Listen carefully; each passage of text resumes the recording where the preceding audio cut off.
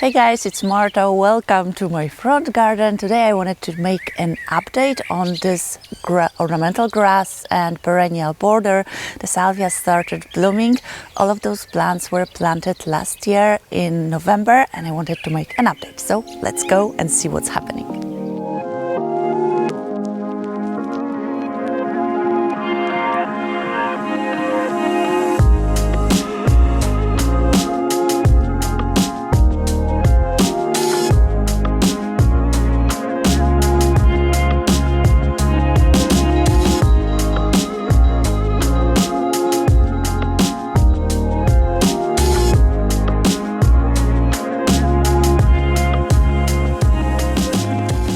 So last year I was planting this border in November. All of the plants were tiny, small.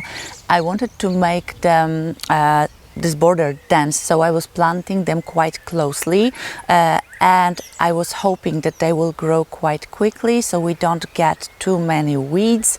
Plus I wanted also to have the effect very fast. But this spring we had a really dry spring, so I was watering by hand. Now finally we have drip irrigation, and for the past few days the temperatures dropped a bit and we are having a lot of rain. So the plants are really happy because of that, because there is nothing better than the rain from the clouds, not the irrigation system. So the last time you saw me doing something in this border was planting the Sesleria grasses. As you can see, they are much bigger and they have grown despite the drought that we had. They are having some dry leaves and I get a lot of questions. My down part of my plant is having some old yellow leaves. Is that something bad? I always say, you can imagine yourself being in a very stressful situation. You do not get enough food, you do not get enough water, everything is stress around you.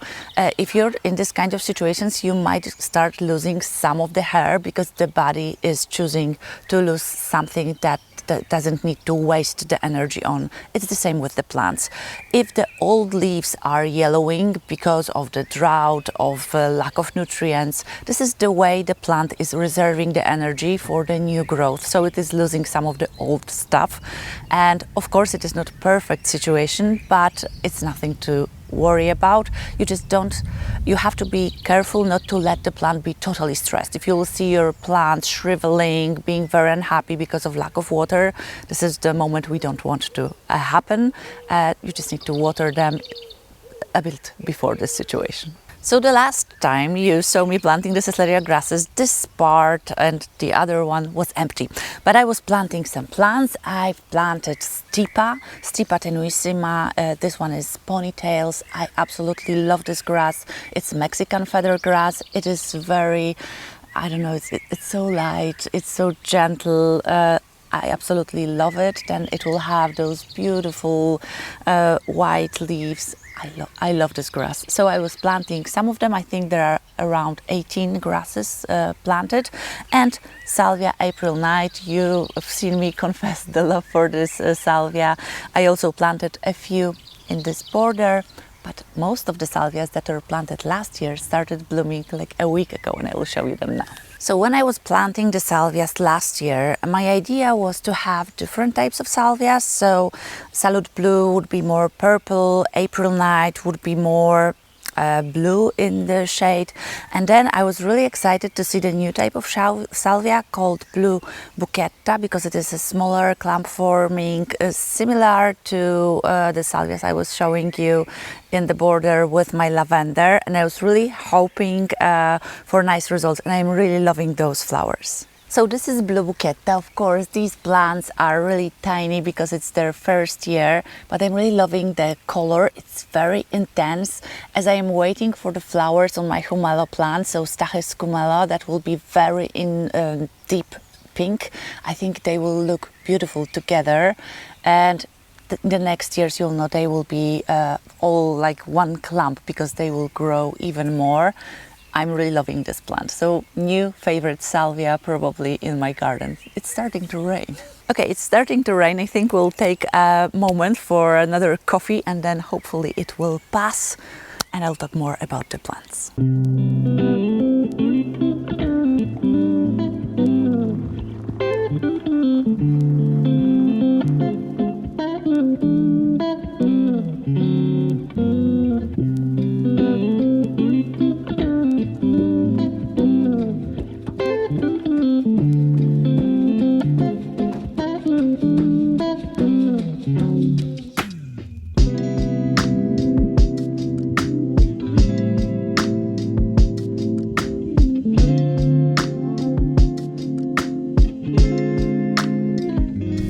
started raining for a moment. I wanted also to show you the pots I was planting. Those were the pots that were on my in my entryway, but I changed them and these are almost done. But I still wanted to use them so I can hide this ugly wall. We are having a grass that is called Lady in Red, I think. We have some salvias, I think it's amistad, maybe something similar, and beautiful purple basil, and also Supertunia silverberry. And I think it will look beautiful, even more flowers. And in this front we can see the smaller kind of Verbena bonariensis. This is a lower type. I really like it in the front of the border. We have some Savola, we have some Salvia amistad, and also the Stachys byzantina, so a grayish kind of lamb's ear, and then we have the Hummelo plant. So what will be blooming here next? I can already see the buds on my coneflowers, especially Magnus is really tall. We will be having Verbena bonariensis, so beautiful purple blooms. Also Salvia amistad, those plants can grow during the season. I've had them 2 years ago, so they were this tall. This soil is less fertile, so I'm hoping for a bit smaller plants, we'll see. And also those beautiful grasses, they are I cannot imagine that they were so small when I planted them, and they are looking like they've been here for so much longer. This beautiful like cloud of white they will have soon in the summer. It will be really magnificent, and I'm really hoping that the next blooms of salvias will be here to nicely correspond with the pinks and the purples in the back. So we'll see how the season goes. Let's go to further. So now let's look at my Catmint. This is Persian blue. I really love this variety, very compact variety. So you can only imagine that these were tiny plants in November when I was planting them. And those two definitely had better conditions than those three here. Probably more water, maybe more nutrients, and they are definitely bigger. I really like how they are blooming. I really like the shape, and I can only imagine what will happen in 2-3 years when they will be even bigger. I also wanted to show you another type of catmint. I believe this is a Six Hills Giant. I had this catmint that was mixed up with Walker's Law, and it was growing so huge in my border next to Constance Spry roses that it was, I couldn't see the roses, it was so huge. So I removed them from this border, I think, I don't know, maybe 6 years ago, and I planted them here. Throughout this border, but we had some flooding a few years back and only those survive. But I left them. I think they are a nice backdrop because they are very tall, and after the blooming I will shear them right to the ground. Hopefully we'll get another flash of blooms. I think it is looking beautiful now. So in this part I planted just this week a lot of April Night because I want more of it. Then we have some Rianne, some Sesleria grasses, and of course some coneflowers. And in this part we have more grasses. So this part is a bit different. It's more shaded because we have a pine tree and it gets less sun.